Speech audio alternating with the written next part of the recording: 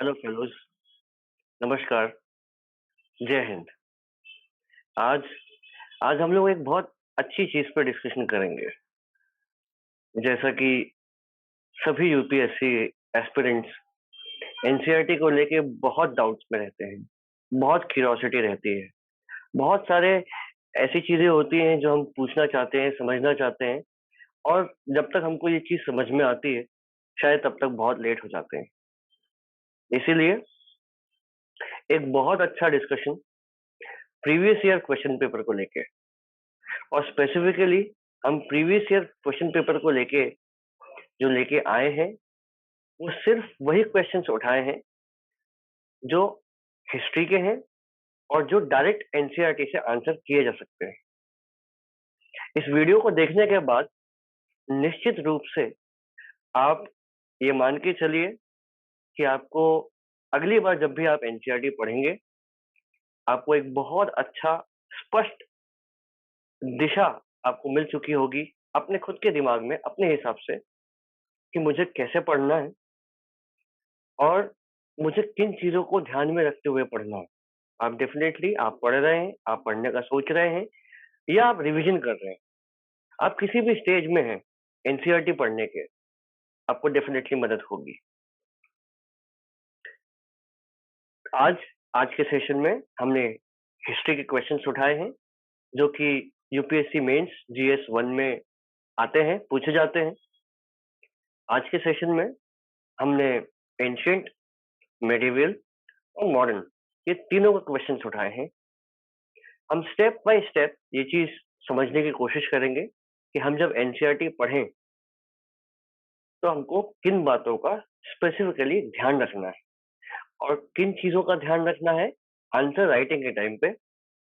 और जब आप पढ़ेंगे एनसीईआरटी तो आपके दिमाग में बैकग्राउंड में पीछे चलता रहना चाहिए कि इस टॉपिक से अगर मुझे कोई क्वेश्चन आता है यूपीएससी से तो मैं इस टॉपिक का आंसर ऐसे लिखूंगा। टेस्ट सीरीज जो कि कमलाक्षर लॉन्च करेंगे, he is very great that he is launching test series, NCERT की टेस्ट सीरीज जो कहीं नहीं इतनी आसानी से मिलती है, उसका यही फायदा है। और हम इसके बारे में आगे बात करेंगे। तो let's start our session and let me share the document.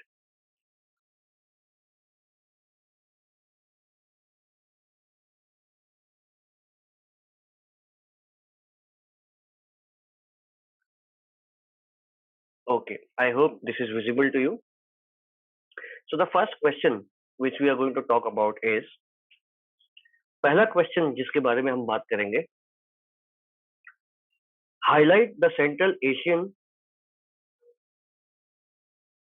And Graeco Bactrian elements in Gandhara आर्ट। तो हम central Asian and Graeco Bactrian elements के बारे में हम बात करेंगे। ठीक है, गांधार कला में मध्य एशियाई और ग्रीको बैक्ट्रियन तत्वों पर प्रकाश डालेंगे। अब ये बहुत सिंपल क्वेश्चन है, बहुत ही सिंपल। जिन्होंने भी एनसीईआरटी का अच्छे से रिवीजन किया है, जिन्होंने पढ़ा है और जिन्होंने पढ़ने के साथ प्रैक्टिस की है, आपका पढ़ना, आपका समझना एक तरफ है, मगर आपका एग्जाम में आंसर लिखना दूसरी तरफ है। तो वो चीज आपको बहुत ध्यान में रखनी जरूरी है। साथ ही साथ आपको मैं अभी एक चीज बताना चाहूंगा कि आपको मेंस आंसर में लिखने में 7 मिनट्स आपको मिलते हैं फॉर 20 क्वेश्चंस।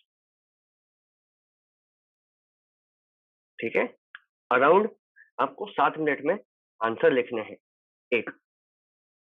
आप जरा सोचिए, वो यूपीएससी मेंस का पेपर है, आपको 20 के 20 क्वेश्चन 7 मिनट में आ जाएंगे, ये किसी भी टॉपर के लिए भी संभव नहीं होता है। इसलिए एनसीईआरटी बेस्ड जितने क्वेश्चंस होते हैं उनकी तैयारी आपकी इतनी अच्छी होनी चाहिए कि ये क्वेश्चन पढ़ते से ही आप इस क्वेश्चन के आंसर को 3 मिनट में लिख सकें। अगर ऐसा क्वेश्चन 3 से 4 होते हैं जो कि फुल्ली एनसीईआरटी बेस्ड हो, तो आप लगभग अपने 12 मिनट बचाते हैं एक्स्ट्रा, ठीक है?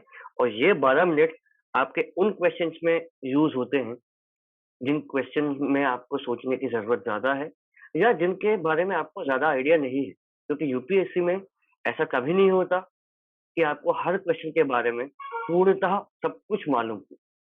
इसलिए एनसीईआरटी बाय हार्ट पढ़ना, समझना और उसके साथ वर्ड टू वर्ड लिखने की प्रैक्टिस करना कि हमने जितना पढ़ा है, समझा है, उसको हम कितना प्रोड्यूस कर पा रहे हैं पेपर पे, हम कितना वापस याद करके लिख पा रहे हैं, वो सबसे ज़्यादा इम्पोर्टेंट है। सो अब हम क्वेश्चन को देखेंगे। सो आंसर की तरफ हम चलते हैं। अब इस आंसर को हमको अप्रोच कैसे करना है?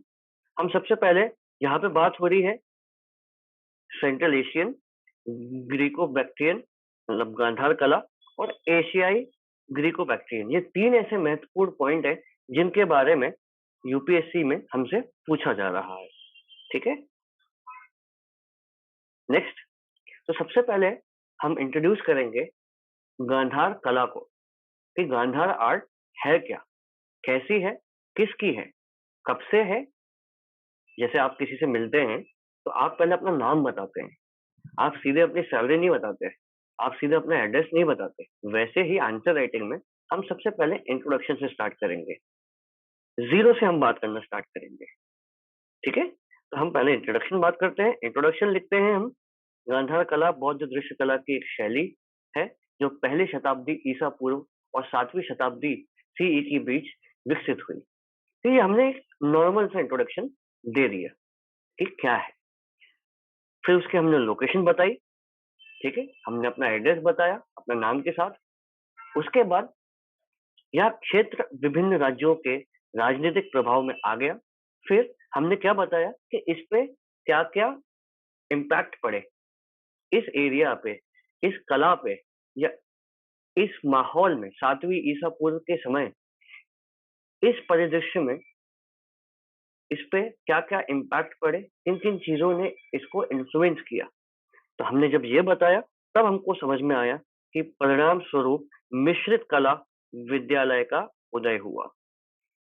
तो हमने जो क्वेश्चन देखा था, highlight the central Asian Graeco Bactrian elements, Gandhara कला में मध्य एशियाई और ग्रीको बैक्ट्रियन तत्व। यहाँ पे एक मिक्सचर है, एक दो अलग अलग संप्रदाय, दो अलग अलग जोग्राफिकल रीजन भौगोलिक तरीके से भी बटे हुए हैं, उसका मिश्रण कैसा तैयार हुआ और वो कहाँ जाके तैयार हुआ, आखिरी में हम गांधार की बात करेंगे। ठीक, तो हमने एक नॉर्मल सा इंट्रोडक्शन दे दिया। So the region came under the political influence of a variety of kingdoms. इसमें हमने ये बताया कि अलग-अलग किंगडम्स से इन्फ्लुएंस होके अलग-अलग राजनीतिक प्रभाव उस पे जो पड़े, उससे ये गांधार आर्ट एक मिक्स्ड स्कूल ऑफ आर्ट की तरह तैयार हुआ। उसके बाद हम बात करेंगे कि मूर्तिकला परंपरा में बैक्ट्रिया, पार्थिया और स्थानीय जो गांधार परंपरा का संगम था, वो कैसे विकसित हुआ। और हमको ये भी बताना है साथ ही साथ कि ये विकसित हुआ। कभी-कभार हम ज़्यादा आंसर में बहुत डीप नहीं जाते, हम चाहते हैं कि आंसर में वैरायटी हो, डायनामिक आंसर हो, हम अलग-अलग डायमेंशन को चेक करें, अलग-अलग व्यू पॉइंट्स और पर्सपेक्टिव परिदृश्य, हम अलग-अलग अपनी कल्पनाएँ के साथ-साथ अपने जो विचार हैं, जिनको हमने पढ़ा है, वो हम अलग-अलग तरीकों से लिख सकें। इसलिए हमको एक चीज़ में घुस के पूरा डीप में ज़्यादा नहीं जाना है, ये हम ध्यान रखेंगे। तो हमने इसको ये बताया। फिर हालांकि इस कला विद्यालय के वास्तविक संरक्षक सीथियन, कुषाण और विशेष रूप से कनिष्क थे। तो हमने ये भी बता दिया कि इसके जो पैटर्न थे, पैटर्न मतलब होता है जो इसको ध्यान में रखते हैं कि इसको विशेष रूप से किसने समर्थन दिया, तो किस राजा ने दिया, वो भी हमने बताया। तो हम धीरे-धीरे इंट्रोडक्शन हमने कवर किया। अब हम यहाँ पे आंसर की बॉडी पे आ गए हैं। कि जो हमारा उत्तर होने वाला है, उसका मुख्य भाग अब यहाँ से शुरू होता है। यहाँ से हमने बॉडी स्टार्ट करी, जहाँ हमने कनिष्क का और उसके जो बाकी संरक्षक थे, उनका हमने ज़िक्र किया। उसके आगे अब हमसे एलिमेंट्स पूछे हैं, तत्व पूछे हैं, तो हम यहाँ पे अब फीचर्स की बात करेंगे। ठीक है? तो अब हम फीचर्स की बात करेंगे कि ग्रीको-बैक्टीरिया से जो उधार ली गई गांधार की जो कला है, उसकी विशेषताएँ क्या हैं? तो हम उनके बारे में अब बात करेंगे। अब आप यही सोचिए ज़रा कि आप यूपीएससी मेंस के एग्ज़ाम दे रहे हैं, अगर आपकी प्रैक्टिस ना हो, अगर आपने लिख के, पढ़ के याद ना किया हो, आपने एक आंसर को या एक टॉपिक को 2-2 बार ना लिखा हो, तो क्या इतना सब मटेरियल आपके दिमाग में विदिन 3-4 मिनट्स आ सकता है? मैं 3-4 मिनट्स इसलिए बोल रहा हूँ कि ऐसे लोग हैं, आपको पढ़ाने वाले भी, आपके साथी भी और बाकी एस्पिरेंट्स भी, जो ये आंसर 3 मिनट में लिख के आगे बढ़ जाएँगे। तो वहाँ आपको उनके बराबर तो वहाँ पे करना ही होगा, अगर आपको उनको बीट करना है कहीं न कहीं तो, है ना? तो हमको बहुत माइन्यूट से माइन्यूट बहुत बारीकी से इसका विश्लेषण करते हुए हमारी तैयारी का, हमारी मेंस आंसर राइटिंग की महत्वपूर्ण जो एक मेंस आंसर राइटिंग एक बहुत महत्वपूर्ण स्टेज है आपकी प्रिपरेशन का और वो जितने जल्दी चालू हो जाए, जितने जल्दी आप शुरू करेंगे, उतना आपके लिए भी बेहतर है और आपकी तैयारी के लिए भी बहुत बेहतर है। इसके बाद हमने फीचर्स डिस्कस किए। फीचर्स में डिस्कस करने करने के साथ-साथ हम यहाँ पे वो सब लिखेंगे जो आपने पढ़ा है कि गांधार स्कूल रोमन धर्म की मानव स्वरूपी परंपराओं पर आधारित था और एक युवा अपोलो जैसे चेहरे के साथ बुद्ध का प्रतिनिधित्व करता था। आगे हमने ये सब जो पढ़ा है वो ये जो आंसर है वो आप क्लास 6th की एनसीईआरटी का चैप्टर नंबर 6 से आप काफ़ी कुछ ले सकते हैं। ये सिर्फ एनसीईआरटी 6th में आपको इसका इंट्रोडक्शन तो मिल ही जाएगा। बाकी जो आगे की एनसीईआरटीज़ हैं, चाहे वो 6, 7, 8 की हो, 9th की हो, 10th हो, 11th हो, 12th हो, आपको ये आंसर पूरा बना-बनाया मिल जाएगा। आपको प्रैक्टिस किस चीज़ की करनी है कि आपको एक टॉपिक का आपके पास क्वेश्चन हो, उस टॉपिक से रिलेटेड क्वेश्चन हो और उसका बना हुआ आंसर हो। वो आपको अच्छे से या तो याद भी होना चाहिए और आपकी प्रैक्टिस होनी चाहिए लिखने की। इसलिए मेंस की जो टेस्ट सीरीज़ है, स्पेसिफिकली एनसीईआरटी की टेस्ट सीरीज़, वो बहुत ज़रूरी है। विद द टाइम आगे समय के साथ जब आप करंट अफेयर पढ़ेंगे, तो आपको एनसीईआरटी का जो मटेरियल है, जो नॉलेज है, वो आपको करंट के साथ जोड़ के फिर आपको आंसर लिखना पड़ेगा। उसका भी हम वीडियो एक लेके आएँगे कि आप एनसीईआरटी और करंट अफेयर को जोड़ के आप आंसर कैसे लिखते हैं। तो अभी हम फिलहाल एनसीईआरटी पे फोकस करते हैं ताकि हमारी पढ़ाई बहुत फंडामेंटली, बहुत मजबूत जड़ों से शुरू हो और आकाश तक जाके वो समाप्त हो। फिर हमने यहाँ पे अलग-अलग कैरेक्टरिस्टिक्स, अलग-अलग हमने विशेषताएँ बताई हैं। बुद्ध के वेवी हेयर थे, बहुत लहराते हुए बाल थे, घुंघराले हुए बाल थे। अलग-अलग कपड़ों के जो वो कर्णपाली हो, आमतौर पर दोनों कंधों को ढकने वाले कुछ मोटे हाँ, प्लीट्स वाले परिधान वो पहनते थे। ऐसे हम जो फीचर्स एनसीईआरटी में पढ़ते हैं, वो सब है। Muscular formation of the body other resembling features. शरीर की मांसपेशियों का निर्माण, अन्य समान विशेषताएँ, ये सब हम अ, ग्रीको बैक्ट्रियन नाम की जो कला है, गांधार आर्ट में जो शामिल हुई, उनमें हम ये सब देखते हैं। तो फाइनली हम आखिरी पार्ट में आते हैं अपने आंसर के। हमने अपनी बॉडी डिस्क्राइब कर ली, हमने अपने इमेजेस बता दिए हैं और आखिरी में आते-आते आप ये देखेंगे कि हमने हर एक एलिमेंट को डिस्कस किया है। तो आपको बेसिकली एनसीईआरटी का जो भी कंटेंट है, वो आपको अच्छे से याद होना चाहिए।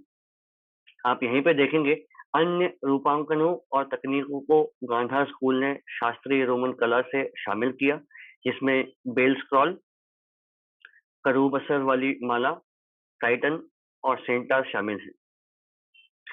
The images having physiognomic features depicting symbolic expression such as of calmness, चेहरे पे कामनेस दिखती है बुद्ध के। शार्प आउटलाइंस, बहुत अभिव्यंजक चित्र आदि प्रतीकात्मक अभिव्यक्ति को दर्शाने वाली शारीरिक विशेषताओं वाले चित्र आकर्षण का केंद्र बिंदु हैं। तो ये इन तरीकों से हमने अपने जो गांधार आर्ट का जो हमारा नॉलेज है, वो हमने अलग-अलग बिंदुओं को ध्यान में रखते हुए समझा दिया। अब आपके पास आप इमेजिन करिए जब आप टेस्ट सीरीज देंगे, जब आप पढ़ेंगे एनसीईआरटी, आपके पास नोट्स होंगे।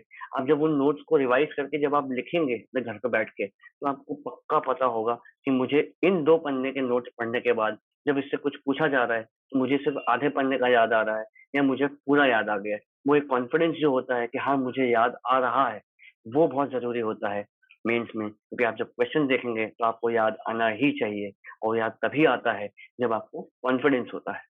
लिखने का कि हाँ, मैं इस टॉपिक पे 5 बार लिख चुका हूँ, तो मुझे 6वीं बार भी आ ही जाएगा याद। ये फ़ायदा है।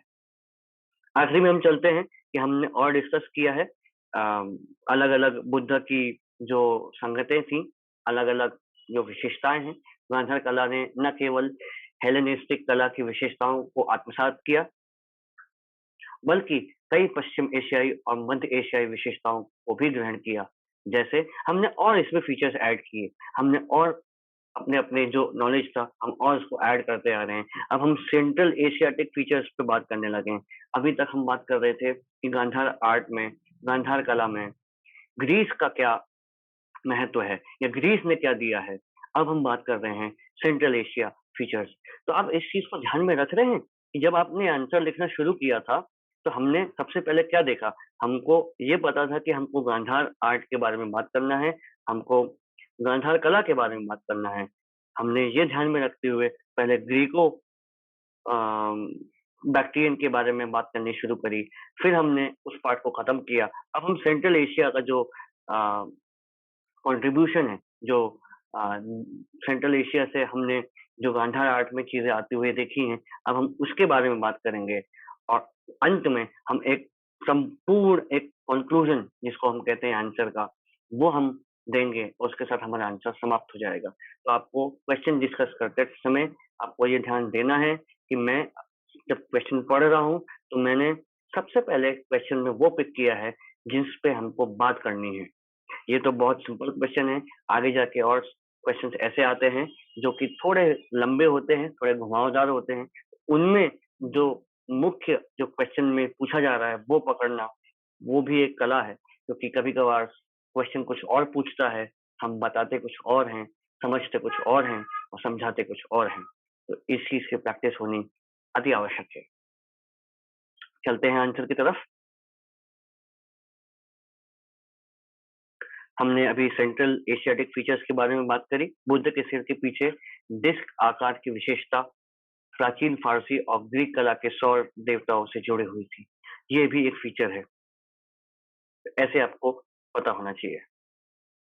फिर features with conical and pointed caps on their heads resemble the Scythian caps of similar design.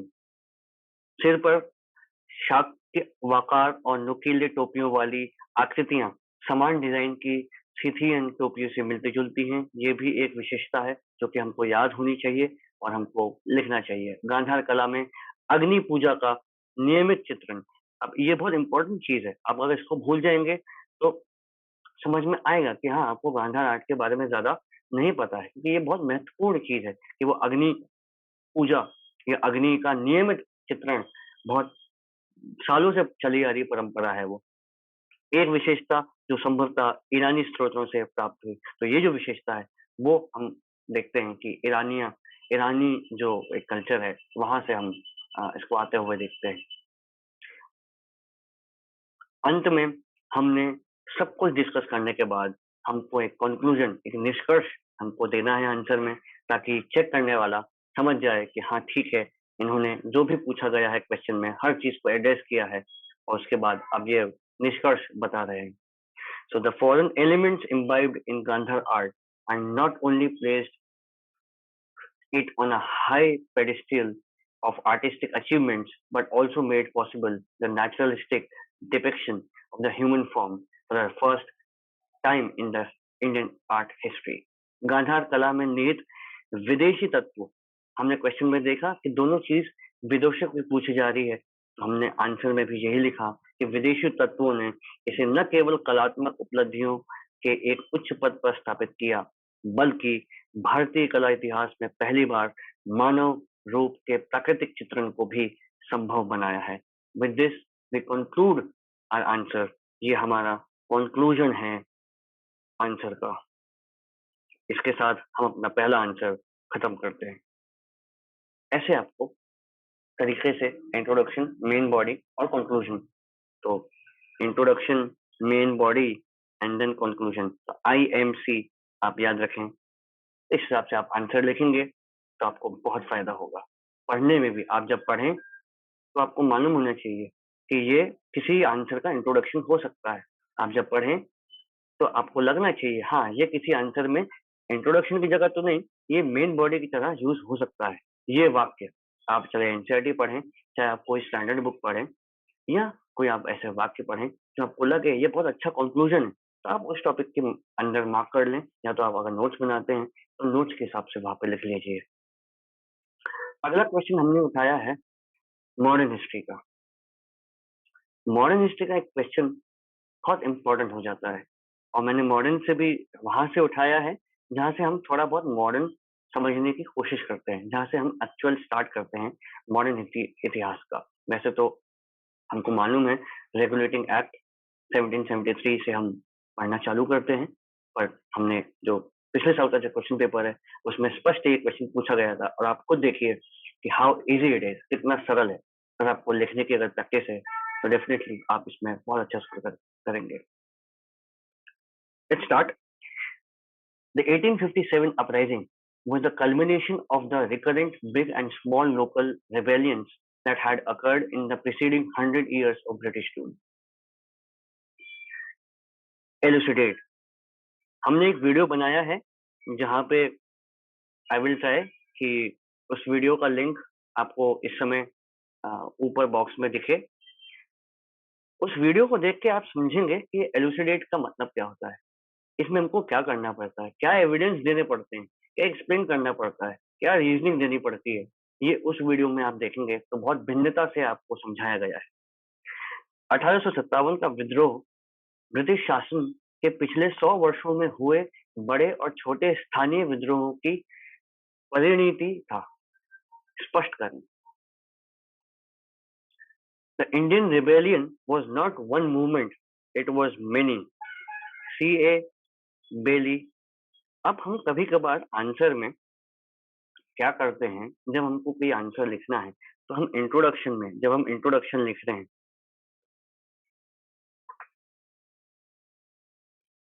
जब हम इंट्रो लिखते हैं तो हम कभी कभार कोई कोट, किसी ने कुछ कोट लिखा है तो हम कोट से स्टार्ट करते हैं। कोई फेमस लाइन है जैसे डू और die, honesty is the best policy, ठीक है, ऐसे सो एंड सो फोर्थ। तो हम इंट्रोडक्शन में ये सब चीजें इस्तेमाल कर सकते हैं, या किसी महान व्यक्ति का कोई कोट, ठीक है। तो इस आंसर में हम स्टार्ट करते हैं, भारतीय विद्रोह एक आंदोलन नहीं था, या यह कई थे। ये किसने कहा? C.A. बेली ने। तो हम ऐसे आंसर से स्टार्ट किया जा सकता है हमारा आंसर।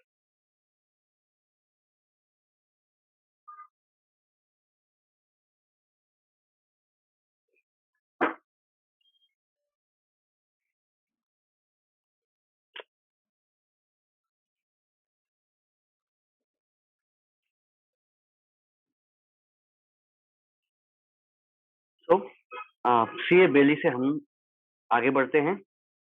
हमारे ध्यान में लाते हैं कि एरिक स्टोक्स ने अपनी पुस्तक द किसान armed the Indian revolt of 1857 में क्या लिखा है। So C.A. Bailey brings us something to notice what Eric Stokes has written in his book The Peasant Armed the Indian Revolt of 1857. हम ऐसे इंट्रोडक्शन स्टार्ट कर सकते हैं।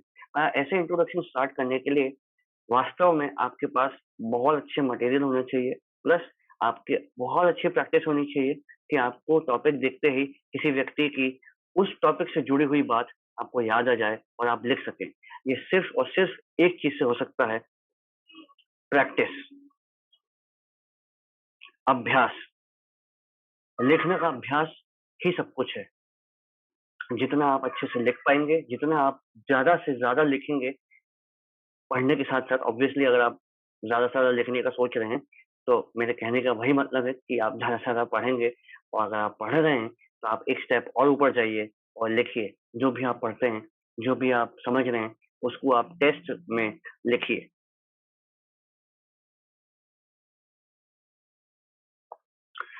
फिर हम आगे चलते हैं। ब्रिटिश शासन की पहली शताब्दी के दौरान विद्रोहों की एक श्रृंखला थी, जिसे कैथलीन गफ ने पुनर्स्थापना विद्रोह कहा है, क्योंकि वे अप्रभावित स्थानीय शासकों, मुगल अधिकारियों या बेदखल जमींदारों द्वारा शुरू किए गए थे। तो हमने यहाँ पे कैथलीन गफ के जो विचार हैं, हमने वो भी शामिल किए कि ये जो एक विद्रोह था 1857 का, वो आजादी का विद्रोह था, नहीं था, इसके बारे में बहुत अलग-अलग मान्यताएं हैं, बहुत अलग-अलग विचार हैं। पॉलिटिकल साइंस के जो ऑप्शनल के जो बच्चे हैं, वो पेपर 1 में और सेक्शन बी में इस चीज को देख सकते हैं कि जब हम नेशनलिज्म इन इंडिया की बात करते हैं, एक टॉपिक है पॉलिटिकल साइंस में नेशनलिज्म इन इंडिया, तो उसमें हम बहुत अलग अलग व्यूज पढ़ते हैं, मार्क्सिस्ट व्यू, लिबरल व्यू, और अलग अलग व्यूज नेशनलिज्म के बारे में, हमारी आजादी का जो आंदोलन है उसके बारे में। तो ऐसे ही एक कैथलीन गफ करके हैं, जिनके बारे में या जिन्होंने ये कहा है कि जो पुनर्स्थापना विद्रोह है, इसको कहा है उन्होंने क्योंकि वे अप्रभावित स्थानीय शासकों, मुगल अधिकारियों का, बेदखल जमींदारों का शुरू किए गए विद्रोह थे। तो ये लोग पुनर्स्थापना करना चाहते थे, ऐसा इनका मान्यता है। तो हमने ये भी आंसर में जोड़ा ताकि आंसर की वैरायटी और रिचनेस बढ़े। The century before 1857 witnessed more than 40 major rebellions apart from hundreds of minor ones. 57 से पहले की सदी में सैकड़ों छोटे विद्रोह के अलावा 40 से अधिक बड़े विद्रोह हुए। हमने ये भी बताया क्योंकि हमने क्वेश्चन में क्या पढ़ा कि पिछले 100 वर्षों में हुए बड़े और छोटे स्थानीय विद्रोह की परिणति था। तो हमने इस चीज को भी मार्क किया कि बात यहाँ पे 100 वर्षों पे भी की जा रही है, तो हमने उस चीज को आंसर में लेके आए। तो हमको ये फैक्ट आपको मालूम होने चाहिए, ठीक है। तो आगे हम बढ़ते हैं। तो यहाँ पे हमने ये बोला कि 40 से अधिक बड़े विद्रोह हो चुके हैं। हालांकि अब भले 40 विद्रोह हो चुके हैं, उसके आगे ये कैसा डिफरेंट था, ये कैसा अलग था। हालांकि ये चरित्र और प्रभाव में स्थानीय थे और एक दूसरे से अलग थलग थे, क्योंकि प्रत्येक विद्रोह का एक अलग मकसद था। तो 40 विद्रोह तो हुए, बट कोई विद्रोह किसानों ने किया, फार्मर्स ने किया, कोई विद्रोह पीजेंट्स ने किया, जो कि अलग अलग कैटेगरी के थे, किसानों की भी अलग अलग कैटेगरी थी। कोई विद्रोह वहां के जमींदारों ने किया, कोई विद्रोह वहां के ट्राइबल्स ने किया, कोई विद्रोह वहां के बनियों ने किया जो कि परेशान थे, ट्रेडर्स ने किया, बनिया नहीं कहना चाहिए मुझे, प्रॉपर जो ट्रेडर्स थे, जो कि फॉरेन में ट्रेड करते थे, गुजरात के ट्रेडर्स हुआ करते थे, उन्होंने बहुत विद्रोह किया। जो इंटरनल हिंटरलैंड मतलब देश के अंदरूनी हिस्सों में जो ट्राइबल्स थे, उन्होंने विद्रोह किया। पुलिस ने विद्रोह किया अपने अपने लेवल पे, नवाबों ने विद्रोह किया, राजाओं ने छोटे छोटे विद्रोह किए, राजकुमारों ने विद्रोह किए। बट ऐसा विद्रोह, ये जितने भी विद्रोह थे, सबके उद्देश्य अलग अलग थे। और जो 57 का विद्रोह था, वो सिर्फ एक ही मकसद से था, और वो हम सब जानते हैं, आजादी। अब हम बात करते हैं अलग अलग विद्रोहों की, जो हमने पिछले 100 वर्षों में होते हुए देखे। किसान विद्रोह, सन्यासी विद्रोह, और बंगाल और बिहार में जो विद्रोह हुआ था, ये व्यापक रूप से बार बार होने वाले टकराव थे, जिनमें लगभग 50,000 प्रतिभागी उग्रवाद के चरम पर थे। तो इन्होंने काफी विद्रोह किया इस दौरान, और ये हमको बहुत अच्छे से पता होना चाहिए, ये भी फैक्ट है, ठीक है, तथ्य हैं ये जो हमको पता होने चाहिए रिवीजन के साथ साथ। राजा चैत सिंह का विद्रोह, अवध का प्राथमिक लक्ष्य मौजूदा कृषि संबंधों को बहाल करना था, और यह 1830 के दशक तक आवर्ती रहा। Okay, the revolt of Raja Chait Singh Awadh primary goal was to restore the existing agrarian relations and keep it until 1830s. अलग अलग हमने यहाँ पे विद्रोह के बारे में जाना और पढ़ा। पालीगाल विद्रोह, पाइका विद्रोह जो 1799-1805, पाइका विद्रोह 1817। तो ये हमको जो विद्रोह है, ये इसको अभी कुछ सालों पहले हमारे प्रधानमंत्री जी ने भी बहुत अच्छे से रिकॉग्नाइज किया और इसको माना गया कि ये पहला हमारा आज़ादी का विद्रोह था। आप इसके बारे में और जानकारी न्यूज़ में पढ़ सकते हैं। फिर फैराजी मूवमेंट, फैराजी आंदोलन जो कि पूर्व बंगाल में हुआ, शरीयतुल्लाह खान और दादू मियाँ के नेतृत्व में पहला कर मुक्त अभियान। तो हमको ये पता होना चाहिए कि ये पहला कर मुक्त अभियान था। तो आपसे कभी भी कोई पूछे प्रीलिम्स में, भले ऐसे कोई डायरेक्ट नहीं पूछेगा, पर एमपीपीएससी या किसी भी कोई भी एग्जाम में आपसे ये कोई भी स्टेटमेंट कहीं भी सामने आ सकता है। ये प्रकृति में स्थानीय था और 1870 के दशक तक आवर्ती रहा। ये आपको प्रीलिम्स में इंफॉर्मेशन काम आ जाती है। आपको ये नाम पता होने चाहिए as far as prelims is concerned. Prelims में आपको हर एक व्यक्ति के बारे में थोड़ा थोड़ा पता होना चाहिए कि उन्होंने क्या कंट्रीब्यूशन किया और कहाँ से थे वो। ये जब हम आप में से कोई कुछ लोग जब टेस्ट सीरीज ज्वाइन करेंगे एनसीईआरटी की, जो हमारे रिस्पेक्टेड अमलाक्ष सर हैं, वो जब टेस्ट सीरीज चालू करेंगे, तो जब हम लोग अपने क्वेश्चन पेपर के डिस्कशन करेंगे, तो आपको ये जो छोटी छोटी इन्फॉर्मेशन है वो आपको बहुत काम आएगी। आपको उसमें भी बताई जाएगी स्पेसिफिकली। तो आपके साथ साथ मेंस के साथ साथ आपकी बहुत अच्छी तैयारी प्रीलिम्स की भी हो जाएगी। आखिरी में हम अलग अलग जनजातीय विद्रोह के बारे में देखते हैं। कोल अपराइजिंग देखते हैं, कोल विद्रोह देखा है हमने, संथाल विद्रोह देखा। ये अलग अलग जो विद्रोह के बारे में हमने अपने आंसर्स में बताया बहुत जल्दी जल्दी। और आप मैं again and again I am saying this thing कि आपको ये चीज बहुत अच्छे से प्रैक्टिस होनी चाहिए, तभी आप इतना सब कुछ लिख सकते हैं किसी भी आंसर में। आखिरी में हम कंक्लूजन की बात करते हैं। तो कंक्लूजन में हम ये लिखते हैं कि सदियों से चले आ रहे आर्थिक शोषण, राजनीतिक अधीनता, भेदभावपूर्ण नीतियां, धार्मिक हस्तक्षेप और विद्रोहों का दमन अंततः 1857 के विद्रोह में परिणत हुआ, जिसने कंपनी के खिलाफ आवाज उठाने के लिए पहले के विद्रोहों के असंतुष्ट नेताओं को एक मंच दिया। तो हमने इस चीज को ऐसे बताया कि ये जो 1857 का जो विद्रोह था, इसमें बहुत अलग अलग जो असंतुष्ट नेता थे, लीडर्स थे, लोग थे, उन लोगों को एक प्लेटफॉर्म दिया, उन लोगों को एक मंच दिया जहाँ पे वो आके अपनी बात रख सकते हैं और बता सकते हैं। This was it. ठीक है, आपको ऐसे आंसर लिखना है, introduction, body and after that conclusion. Okay,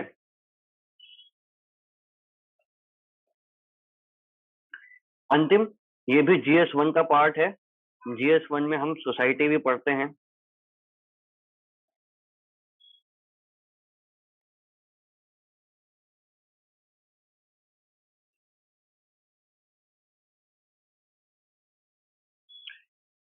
question, empowering women is the key to control the population growth.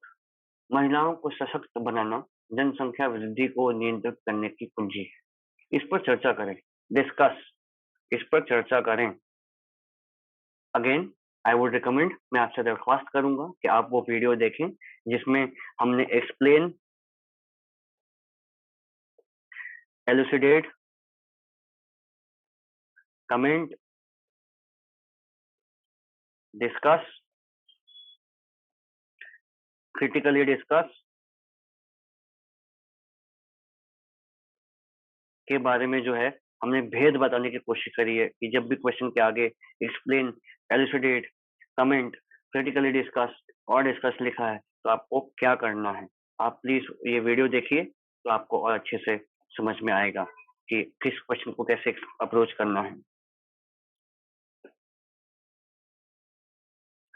तो यहाँ पे हमारी बात हो रही है महिलाओं की, उनको सशक्त बनाने की। क्यों बनाने की?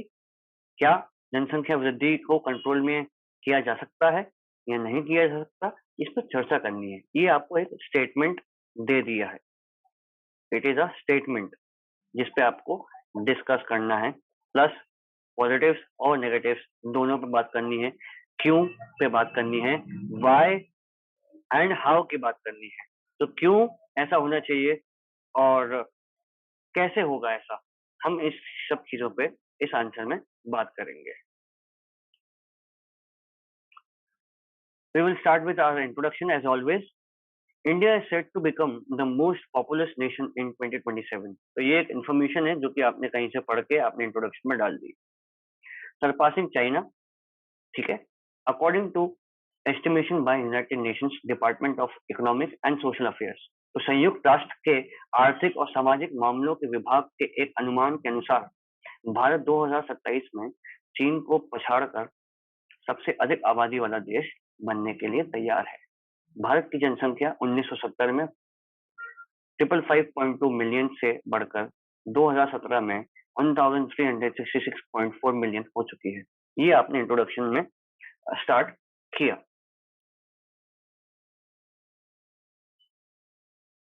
उसके बाद हम देखते हैं there are multiple causes of population growth. तो हमने सबसे पहले इंट्रोडक्शन में क्या बताया? इंट्रोडक्शन में हमने ये बताया कि हमारी पॉपुलेशन बढ़ रही है और कंपैरिजन में चाइना को हम पछाड़ देंगे, पीछे कर देंगे, ठीक है। मैं हिंदी में लिखने की कोशिश कर रहा था।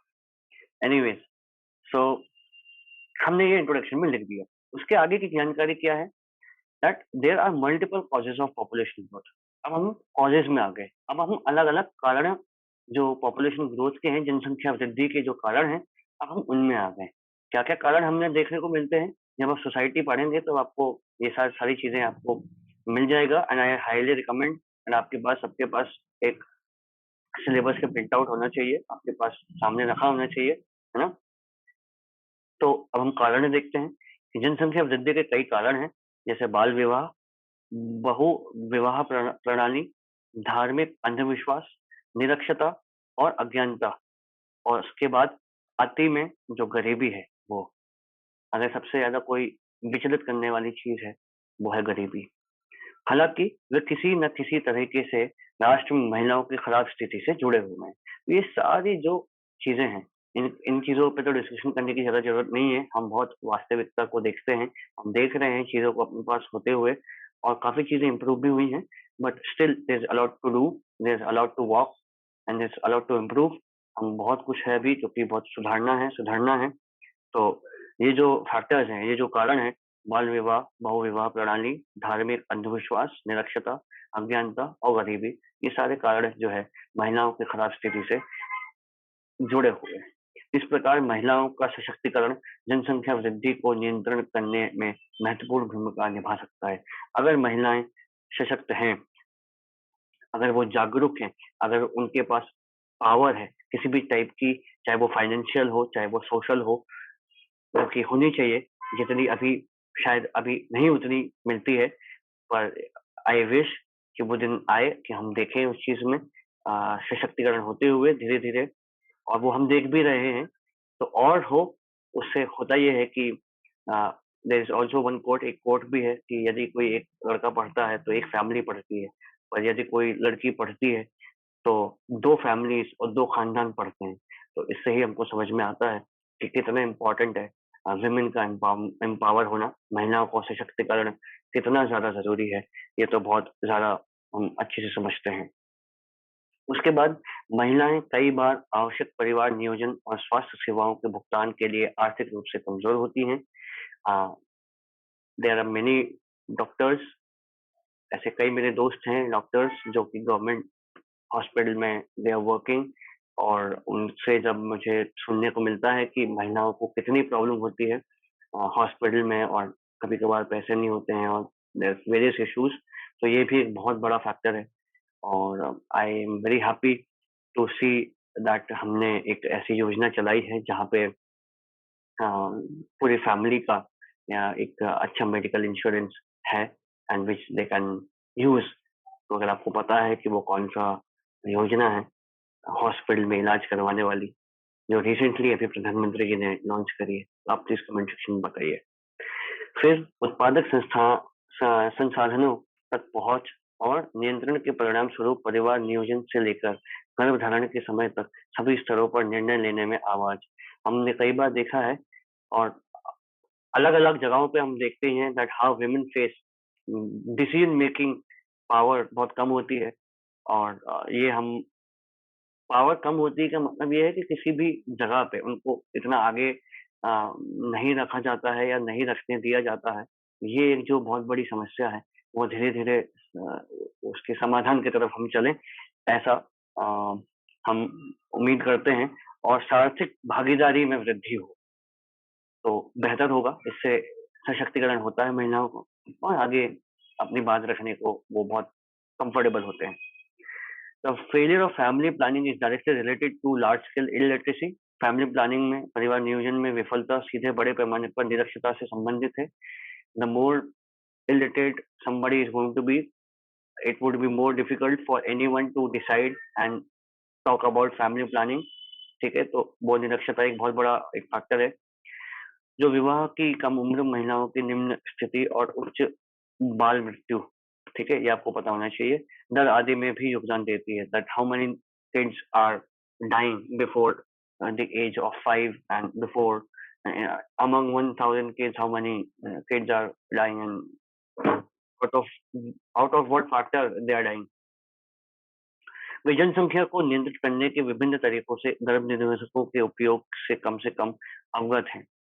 This also we have very much information about और जन्म नियंत्रण के उपाय। तो ये जो एक मेडिकल इलिटरेसी है, जिसको मैं हमेशा ये मानता हूँ कि जो मेडिकल नॉलेज, सबको एक बेसिक मेडिकल नॉलेज होना ही चाहिए, चाहे वो कोई भी हो, आप कोई भी प्रोफेशन हो और कोई भी आपकी फील्ड हो, आपको मेडिकल का बेसिक नॉलेज होना ही चाहिए ताकि आप अपना खुद का भी ध्यान रख सकें, अपने आसपास लोगों का भी ध्यान रख सकें और आपको कोई रिकमेंड करे कुछ, तो आप इतने आसानी से उसको अंधविश्वास किसी पे ना करते हुए आप बहुत विवेकी एक अच्छा निर्णय लेने में सक्षम हो।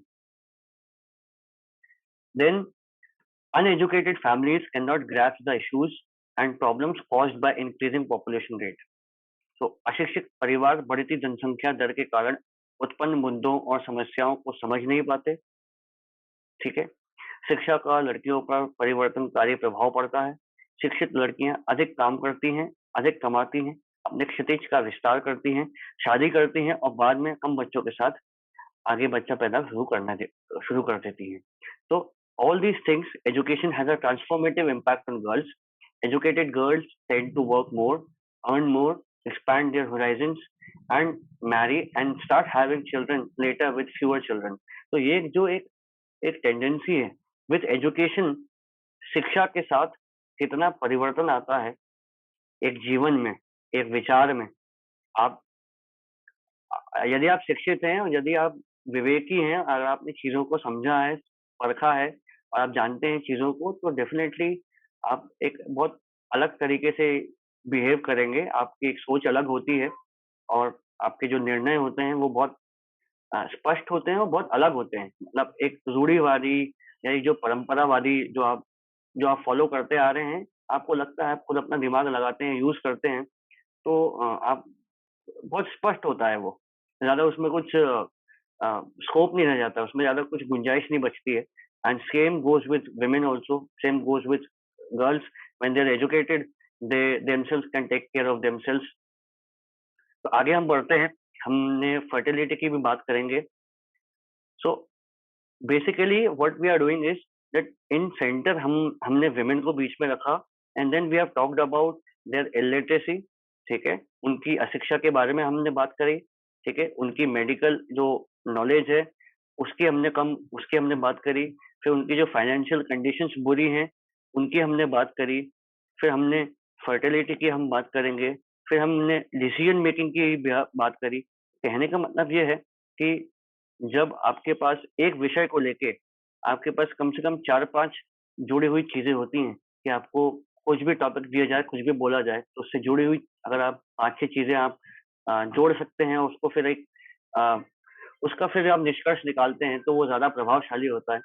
सो this is how we are going to write the answer and at the end, towards the end, the answer थोड़ा इट्स अ बिग आंसर।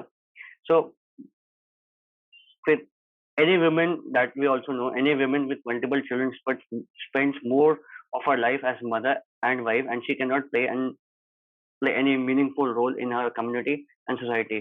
तो होता ये है कि जिनके बहुत सारे बच्चे होते हैं, कई बच्चों वाली जो माएँ हैं या औरतें हैं, कोई भी महिला अपना अधिकांश जीवन एक माँ और पत्नी के रूप में बिताते हैं और उनको अपने समुदाय में, समाज में तब तक कोई भूमिका निभा नहीं पाते वो। भले वो चाहें, भले उनमें बहुत सामर्थ्य हो, पर उनकी ज़िम्मेदारियाँ इतनी बढ़ जाती हैं कि वो एक सार्थक सामाजिक और आर्थिक रूप से कोई अपनी भूमिका निभाने में असक्षम हो जाती हैं, क्योंकि वो एक माँ हैं और एक पत्नी के रूप में अपना जो ज़िम्मेदारियाँ हैं, वो उन्हें निभानी है। तो जब तक वह अपने परिवार को उचित आकार देती हैं और अपने आप को वहाँ तक सीमित करना पड़ता है उनको, तो फिर डेफ़िनेटली उनकी ग्रोथ रुक जाती है और जैसे ही जैसे महिलाओं की ग्रोथ रुकेगी किसी भी देश में, उस देश का विकास होना भी मुश्किल है। उस देश का विकास नहीं हो सकता, जिस देश में महिलाओं का विकास नहीं हो रहा है और ये बात तो बिल्कुल ही सच है। आप इंडिया को देखो, आप किसी भी देश को देख लीजिए, जहाँ पे महिलाओं का कंट्रीब्यूशन है बहुत ज़्यादा, उनकी उन्नति देखिए और आप किसी भी देश को देख लीजिए, चाहे आप पाकिस्तान को देखिए, चाहे आप सऊदी को देखिए, चाहे आप ईरान को देखिए, चाहे आप इराक को देखिए, सीरिया को देखिए। ये जो ऐसे जो देश हैं, वो आप उनकी स्थिति देखिए और फिर बाकियों की स्थिति देखिए। सो अब ये उतना ही ज़रूरी है जितना हम when we are talking about women, अगर हम वुमेन की बात कर रहे हैं, तो उतना ही हमको पुरुषों को भी संवेदनशील बनाना उतना ही महत्वपूर्ण है कि भारतीय समाज में महिला का एक जो कद है और जो एक रोल जो वो निभाना चाहते हैं, उनको पुरुषों को भी सम्मान देना अनिवार्य है, शुरू कर देना चाहिए।